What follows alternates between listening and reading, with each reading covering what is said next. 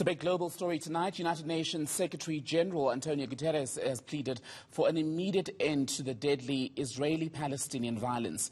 He's warned the Security Council meeting held tonight that the fighting could plunge the region into an uncontainable crisis. At least 42 people have been killed in the most recent Israeli airstrike on Gaza. 16 women and 10 children are among the dead. Meanwhile, several people have been wounded in East Jerusalem also today after a car rammed into a group of people.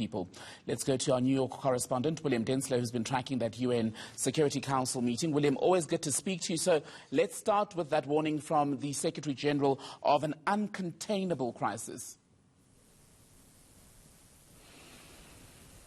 That's absolutely right. Another very strong message coming from the UN Secretary General. He said that there was a senseless cycle of bloodshed, terror and destruction that needed to be stopped immediately. Now, this is the third time in a week that the UN Security Council has met on the developing crisis and escalation of violence between the Israelis and the Palestinians. But this is the first meeting that has been held publicly. We've heard from Tor Wennesland, who is the UN's Special Coordinator for the Middle East. He said that he is concerned that a continuation in the violence could create further instability in the region, could increase radicalisation, said that the United Nations Security Council must do more when it comes to come together to try and enact a halt in the violence, as well as want to see the Security Council adopt more of a unified statement when it comes to those calls for a de-escalation. Now, we've also had the opportunity to hear from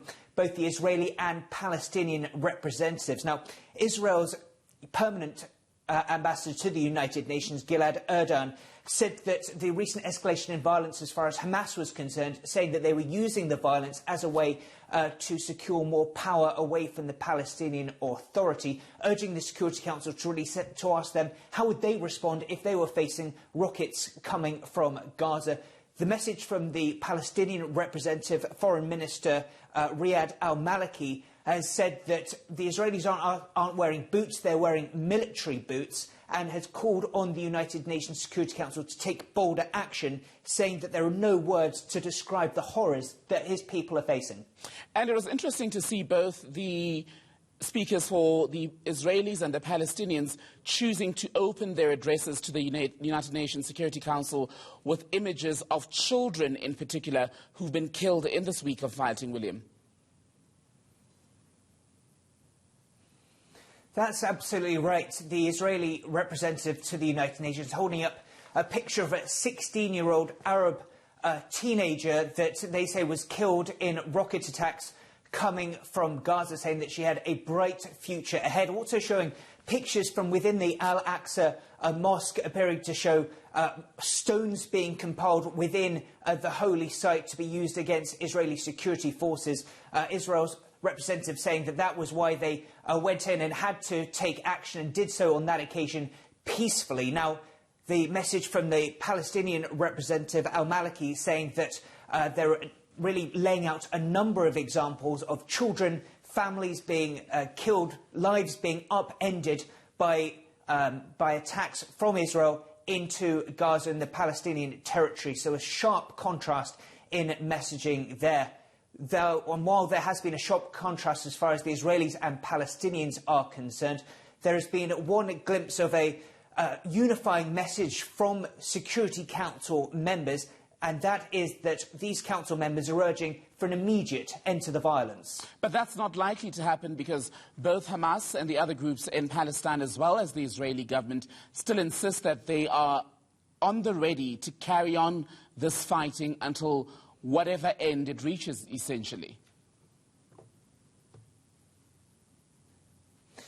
That is certainly the concern, but the message from both United Nations members, including the Secretary General himself, saying that it's absolutely imperative for more to be done. Now, we've heard from Wang Yi, China's Foreign Minister, who's the chair of this meeting, said that the Security Council needed to take strong action to cool tensions. Want to see the United Nations play more of a constructive humanitarian role going forward to also help coordinate that humanitarian response. That's been echoed by other council members, saying it's imperative for United Nations relief teams to be allowed access into Gaza to provide some degree of humanitarian support. And there's also the question of a unified response from the Security Council. That's something that the UN Secretary-General spokesperson Stefan Dujarric has said over the course of the past week, something that they very much want to see. A unified response from the Council, they believe, could have a major impact. Now, China has said that it is regrettable that the US is the only nation that's essentially blocking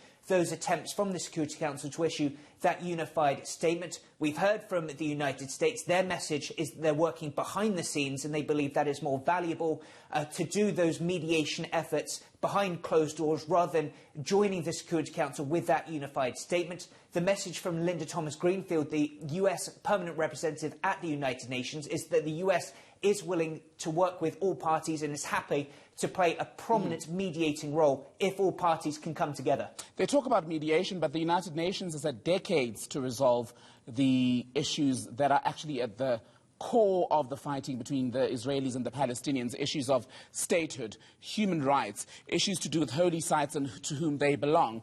And until those are addressed, and the still ever outstanding issue of a two-state solution, until that is addressed significantly, there is likely, even if this round of violence stops, to be more recurring violence, isn't there, William? That's absolutely right. This is a huge source of frustration. Of course, the issue of the Israeli-Palestinian question has been on the docket at the United Nations for nearly as long as the United Nations has existed as a body. That is not a point that has been forgotten by Council members, many of them addressing that very point at this meeting over the last few hours. So there is a huge source of frustration. Of course, while there is the umbrella that the United Nations Security Council can do when it comes to further action, of course, the likes of UNRWA, the United Nations Palestinian Refugee Agency, is working on the ground. Of course, the United States has just restarted funding for that after the Trump administration cut funding towards that effort. There are continued efforts from Security Council members urging for more that can be done from the UN on a humanitarian basis to work on the grounds to help improve the lives of those currently in the firing line. But as far as the Security Council is concerned, plenty of roadblocks stay in the way. The Palestinian representative al-Maliki questioning the Security Council. They have tools at their disposal, the likes of the possibility of sanctions, the possibility of diplomatic isolation for aggressive powers. The Palestinians questioning why the Security Council won't take those steps in the when it comes to the Israeli-Palestinian question. But of course, as we've seen over the years, over decades, plenty of disunity at the United Nations, plenty of divisions, and of course with veto-wielding powers like US and China, Russia are not in lockstep, then seeing those kind of stronger steps from the Security Council, very unlikely indeed. William Denselow, our correspondent in New York, wrapping up events at the United Nations Security Council meeting today. Much more of the day's top stories, including the build-up to the address by the Health Minister.